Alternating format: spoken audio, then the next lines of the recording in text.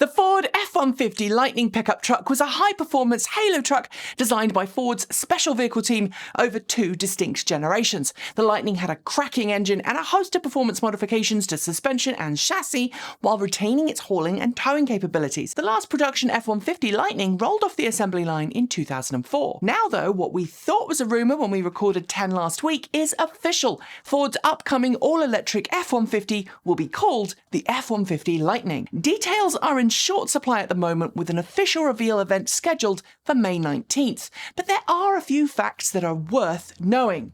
In a press release that compares its upcoming market impact to that of the Model T Ford, Prius, Mustang and Tesla Model 3, Ford states that the vehicle will be quicker than the original SVT Lightning F-150, have a payload and towing capacity in line with contemporary F-150s, capable of bidirectional V2H charging, and receive over-the-air software updates. Watch this space. We get a lot of unconfirmed rumours fly through our email inbox, but this one grabbed our attention more than others, and we think it's a pretty good chance of becoming reality. The rumour in question, that Hyundai is readying a new electric car for market called the Ioniq 6. It'll be based on the gorgeous Hyundai Prophecy concept it revealed in March 2020. According to reports from Korea, the car will be a full-size sedan with a longer wheelbase than the Ioniq 5, something that should give it a range in excess of 400 miles, 650 kilometers per charge. Given Hyundai has already confirmed it's using an Ioniq plus a number nomenclature for its future EVs, and the Ioniq 5 is already proving extremely popular with more than 42,000 orders ahead of its planned launch this quarter, I am super excited to see this rumour get confirmed, especially if the car has the same vehicle-to-load capabilities and onboard tech as the Ioniq 5. Watch this space. Porsche Macan SUV is the brand's best-selling vehicle, and now it's going electric. Sort of. The electric Macan has moved off the computer screen and went into prototype form, with 20 heavily camouflaged units now undergoing real-world testing. Porsche has utilised extensive virtual design and proofing for the electric Macan, but there's no replacement for putting rubber to the road with a real prototype, and there's still plenty of development to be done as Porsche moves forwards towards a planned 2023 launch.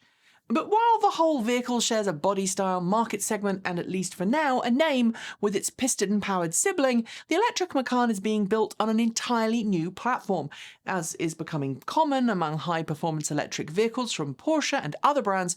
That new platform uses an 800-volt battery architecture. For now, the petrol Macan will continue being built, but Porsche claims this new vehicle will be the sportiest in its class.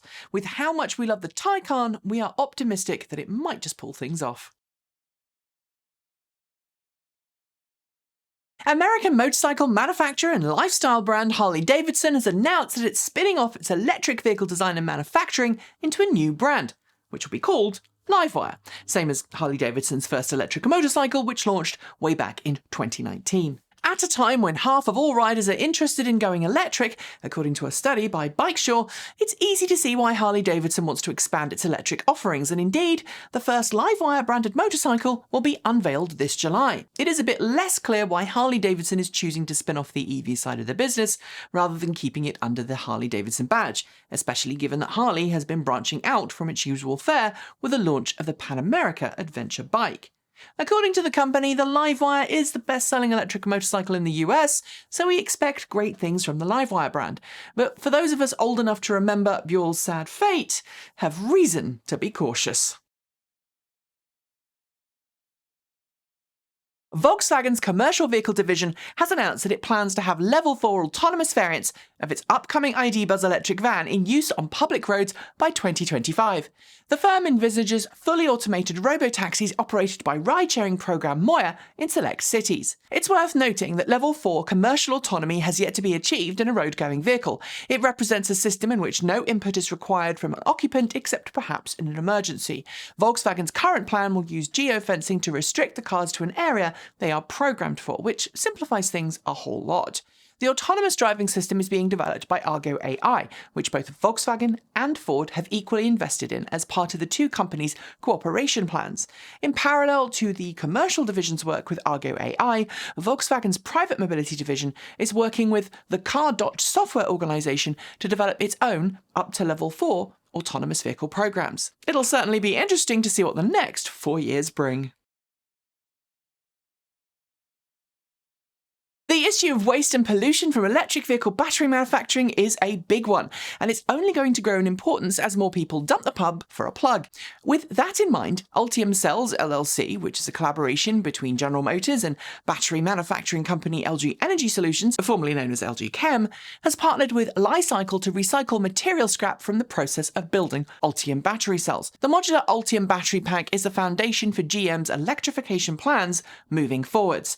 This joint venture claims the new process being used emits less greenhouse gases than traditional recycling methods and should allow for 95% of scrap materials, including rare and toxic metals, to be used in future battery production or adjacent industries. It's an important step if it all goes according to plan and fits well in with GM's current end-of-life battery recycling and reuse processes, which the company claims has kept every battery pack returned to it since 2013 out of landfill. Important step or greenwashing? Let us know below. The state of California has proposed a new rule that would require 90% of ride-sharing trips to be zero-emission by 2030. It's a less ambitious goal than the one set by Uber and Lyft, which both say that they want all trips to be zero-emission by that same year. Now, however, the two companies, who aren't particular strangers to joining forces against California, say the state and its taxpayers need to pay the cost of meeting that target. According to news outlet Reuters, even with government subsidies and going electric getting steadily cheaper, meeting California's target could still cost in excess of $1.7 billion. The issue is that most ride-sharing contractors buy their vehicles used and don't have the credit or financial resources to buy an expensive new EV, even with government subsidies. It's a situation that we here at Transport Evolved are certainly sympathetic to, but Uber and Lyft, valued at $86 billion and $16 billion respectively, saying they can't afford to transition to cleaner transportation. That's a tough story to swallow.